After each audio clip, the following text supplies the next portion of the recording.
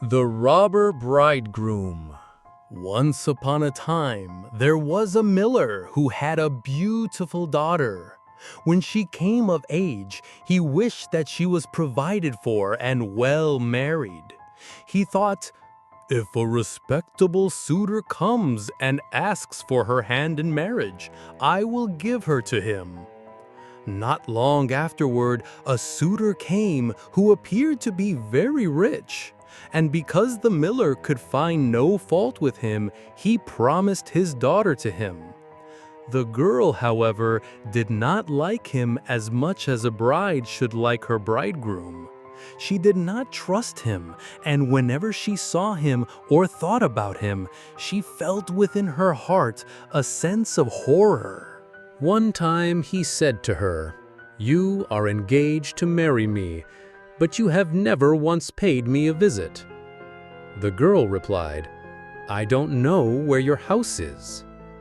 Then the bridegroom said, "My house is out in the dark woods." Looking for an excuse, she said that she would not be able to find the way there.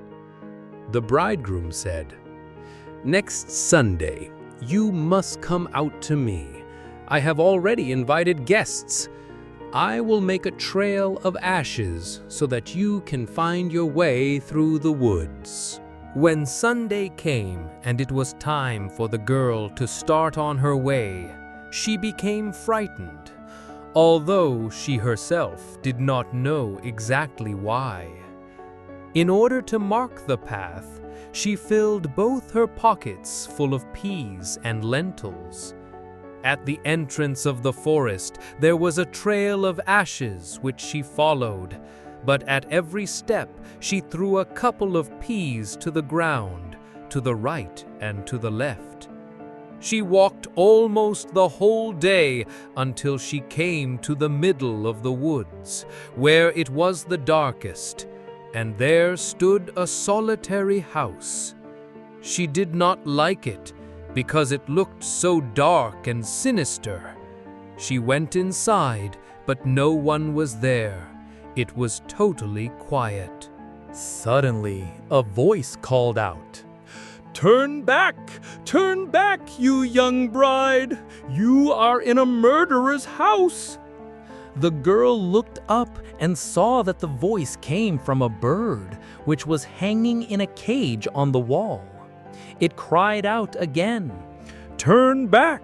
Turn back, you young bride! You are in a murderer's house!" Then the beautiful bride went from one room to another, walking through the whole house, but it was entirely empty, and not a human soul was to be found. Finally, she came to the cellar. A very old woman was sitting there, shaking her head. "Could you tell me," said the girl, "if my bridegroom lives here?" "Oh, you poor child," replied the old woman. "Where did you come from? You are in a murderer's den. You think you are a bride soon to be married, but it is death that you will be marrying. Look, they made me put a large kettle of water on the fire. When they have captured you, they will chop you to pieces without mercy, cook you and eat you, for they are cannibals. If I do not show you compassion and save you, you are doomed." With this, the old woman led her behind a large barrel where she could not be seen. "Be quiet as a mouse," she said. "Do not make a sound or move, or all will be over with you. Tonight, when the robbers are asleep, we will escape. I have long waited for an opportunity." This had scarcely happened when the godless band came home. They were dragging with them another maiden. They were drunk and paid no attention to her screams and sobs. They gave her wine to drink, 3 glasses full, 1 glass of white, 1 glass of red, and 1 glass of yellow, which caused her heart to break. Then they ripped off her fine clothes, laid her on a table, chopped her beautiful body in pieces, and sprinkled salt on it. The poor bride, behind the barrel, trembled and shook, for she saw well what fate the robbers had planned for her. One of them noticed a gold ring on the murdered girl's little finger. Because it did not come off easily, he took an axe and chopped the finger off, but it flew into the air and over the barrel, falling right into the bride's lap.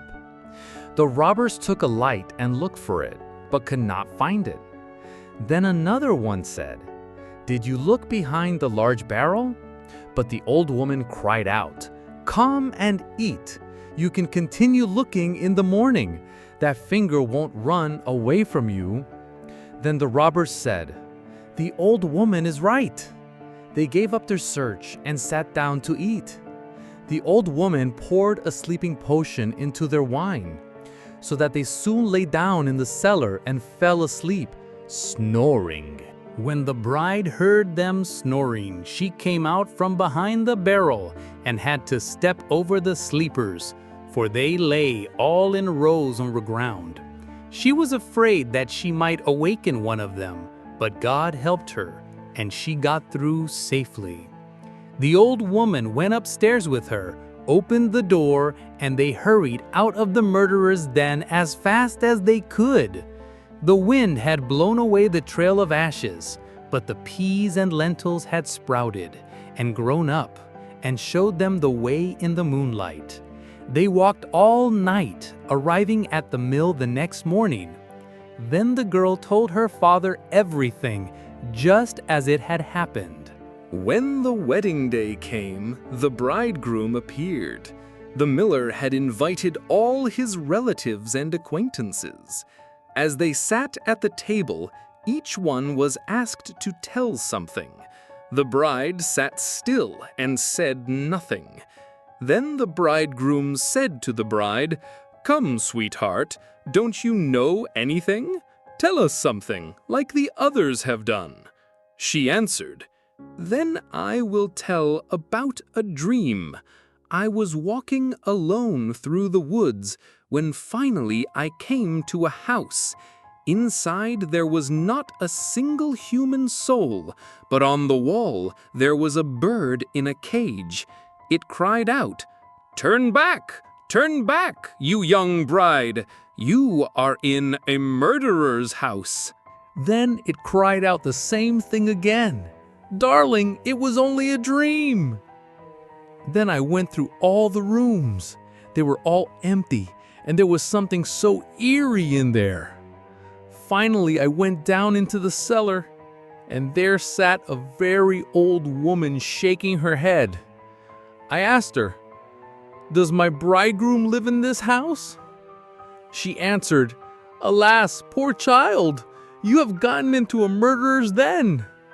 Your bridegroom does live here, but he intends to chop you to pieces and kill you, and then he intends to cook you and eat you." Darling, it was only a dream. After that, the old woman hid me behind a large barrel. I had scarcely hidden myself there when the robbers came home, dragging a girl with them. They gave her 3 kinds of wine to drink, white, red, and yellow, which caused her heart to stop beating. Darling, it was only a dream. After that, they took off her fine clothes and chopped her beautiful body to pieces on a table, then sprinkled salt on it. Darling, it was only a dream. Then one of the robbers saw that there was still a ring on her ring finger. Because it was hard to get the ring off, he took an axe and chopped off the finger. The finger flew through the air behind the large barrel and fell into my lap. And here is the finger with the ring. With these words, she pulled out the finger and showed it to everyone who was there. The robber, who had during this story become as white as chalk, jumped up and tried to escape, but the guests held him fast and turned him over to the courts. Then he and his whole band were executed for their shameful deeds.